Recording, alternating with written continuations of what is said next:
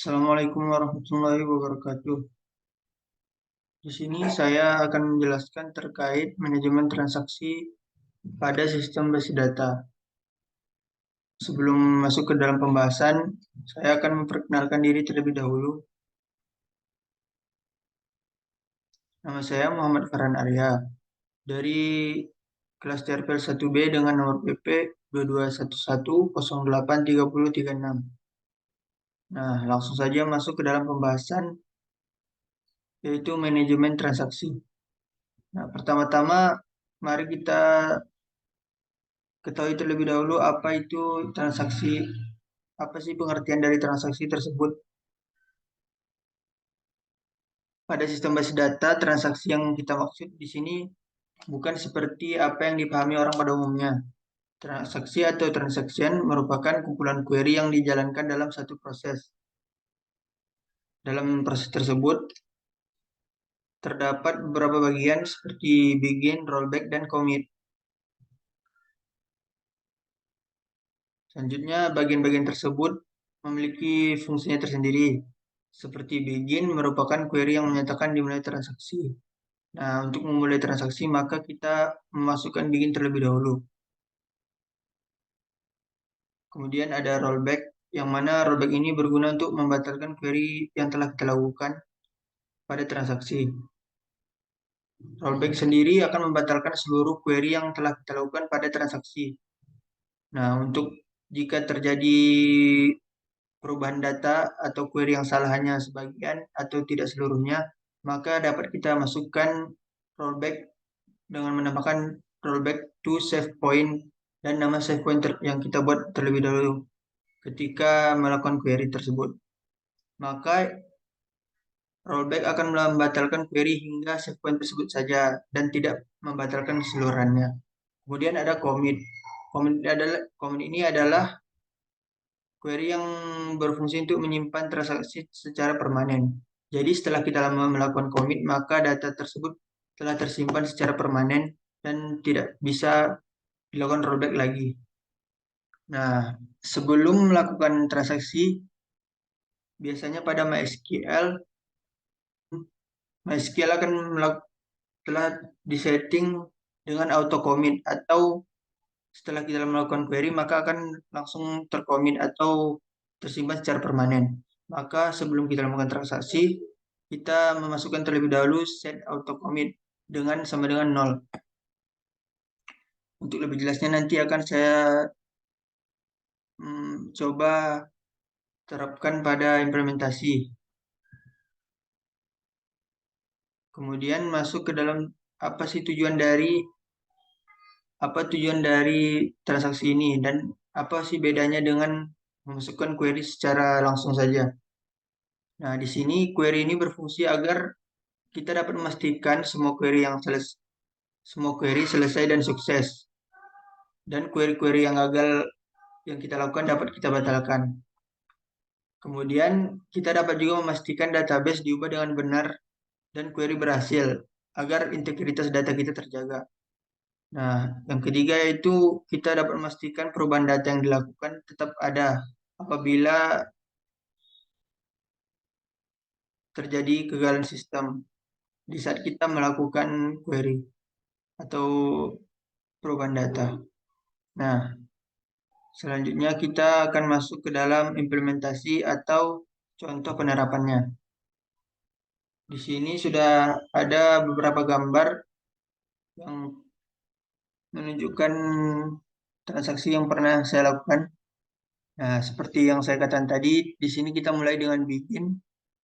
Kita memulai transaksi dengan begin. Kemudian di sini saya menambahkan data dengan nama Randi Permata. Setelah kita melakukan query, maka tandai dengan save pertama. Save point-nya kita tandai dan kita namai dengan save point pertama. Kemudian kita akan mengecek datanya apakah sudah masuk. Lalu kita masukkan query yang selanjutnya sama seperti sebelumnya. Kita lakukan lagi save point. Lalu kita cek kembali jika datanya sudah masuk. Nah, untuk selanjutnya dilakukan rollback. Pada rollback ini saya melakukan rollback hingga save point pertama. Sehingga pada data tabel tabungan tersebut, dat- data yang dibatalkan hanya segmen kedua. Kemudian dilakukan komit untuk melakukan penyimpanannya secara permanen.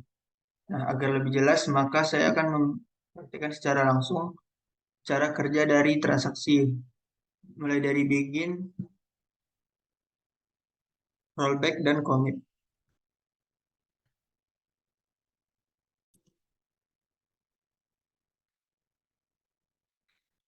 Nah, di sini telah saya tampilkan tabel tabungan yang berisikan ada 8 data dari nama-nama orang, proses penyetoran, dan jumlah dari uang yang berada pada tabungan mereka.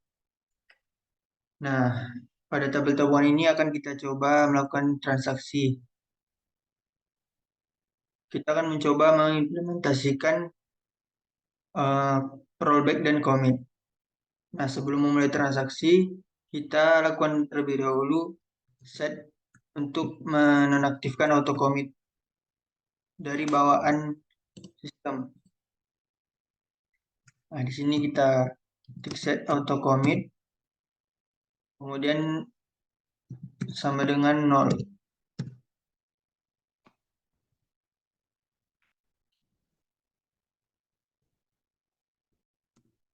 Nah, setelah itu kita mulai dengan begin. Di sini saya akan mencoba penerapan transaksi dengan melakukan insert data ke dalam tabel tabungan. Query yang pertama yaitu saya akan memasukkan data dengan nama Bagus. Kemudian kita tandai save point-nya dengan save point pertama. Setelah itu kita coba masukkan perubahan kedua, insert juga dengan nama Raihan.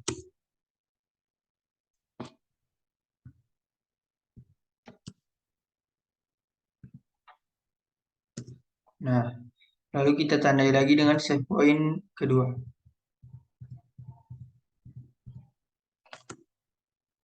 Baiklah, setelah itu untuk memastikan data tersebut telah masuk ke dalam tabel tabungan, maka kita lakukan terlebih dahulu select untuk menampilkan data tadi.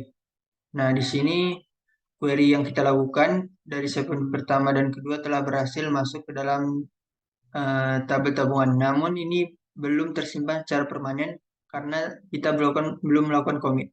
Nah, jika kita belum melakukan commit, maka di sini kita dapat melakukan rollback jika ada data atau query yang ingin kita batalkan atau kesalahan dalam pemasukan datanya. Nah, untuk pertama kali ini kita akan mencoba rollback secara keseluruhan dengan memasukkan rollback saja. Nah, di sini kita lakukan rollback. Kemudian kita cek kembali. Nah, di sini dapat kita lihat data kembali kepada keadaan semula karena kita melakukan rollback tanpa menambahkan save point, sehingga sistem membatalkan seluruh query yang kita masukkan pada transaksi tadi. Nah, untuk selanjutnya kita coba masukkan kembali perubahan data tadi. Namun kali ini kita akan mencoba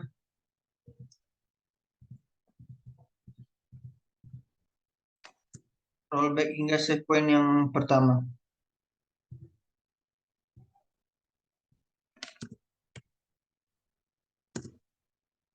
Untuk melihat fungsi dari rollback yang ditambahkan save point pada setelahnya. Ya, kita tandai lagi dengan save point selanjutnya, itu save point kedua. Nah, ya, kita untuk memastikan kita cek kembali data tersebut benar-benar sudah masuk ke dalam tabel atau tidak. Nah, di sini kembali seperti tadi sudah masuk data Raihan dan Bagus. Nah, yang kedua kalinya kita lakukan rollback namun dengan tambahan save point.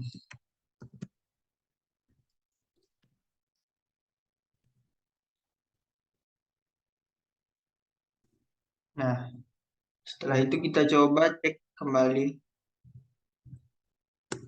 Nah, di sini karena kita memasukkan rollback dengan save point pertama, maka query yang dibatalkan hanya yang kita tandai dengan save point selain save point pertama. Save point pertama tidak terpengaruh dengan rollback tersebut. Kemudian kita akan lakukan commit untuk menyimpan data secara permanen. Nah, setelah kita melakukan commit, maka kita tidak dapat lagi melakukan rollback terhadap transaksi tersebut. Untuk menghapus data tadi dapat kita lakukan dengan delete atau yang lainnya selain rollback. Rollback tidak dapat dilakukan lagi karena data telah tersimpan secara permanen setelah kita memasukkan commit. Nah, untuk membuktikannya kita coba di sini melakukan rollback secara keseluruhan. Nah, di sini memang sistem mengatakan query oke, namun jika kita cek data tidak akan terpengaruh lagi. Nah, data raihan yang tetap berada dalam sini karena telah disimpan secara permanen setelah kita commit tadi. Oke, untuk implementasinya mungkin sampai situ saja. Kemudian kita lanjutkan ke kesimpulan.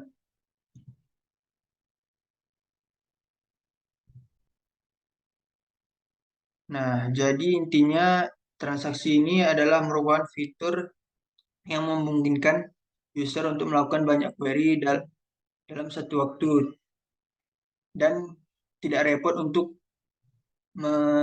melakukan penghapusan data yang menyusahkan apabila terdapat query yang gagal atau salah masuk. Di sini kita dapat membatalkannya dengan melakukan rollback, kemudian menandai save point-nya setelah rollback tersebut apabila datanya sebagian yang salah. Nah, fungsi dari transaksi sendiri seperti yang dijelaskan tadi yaitu memastikan perubahan data berhasil dan sukses, serta mencegah terjadinya kesalahan agar integritas data kita tetap terjaga. Nah, mungkin sampai di sini saja penjelasan dari manajemen transaksi yang dapat saya jabarkan dan saya jelaskan. Mohon maaf apabila ada kekurangan atau mungkin kesalahan dalam penyampaian saya. Eh, Mungkin sekian. Assalamualaikum warahmatullahi wabarakatuh.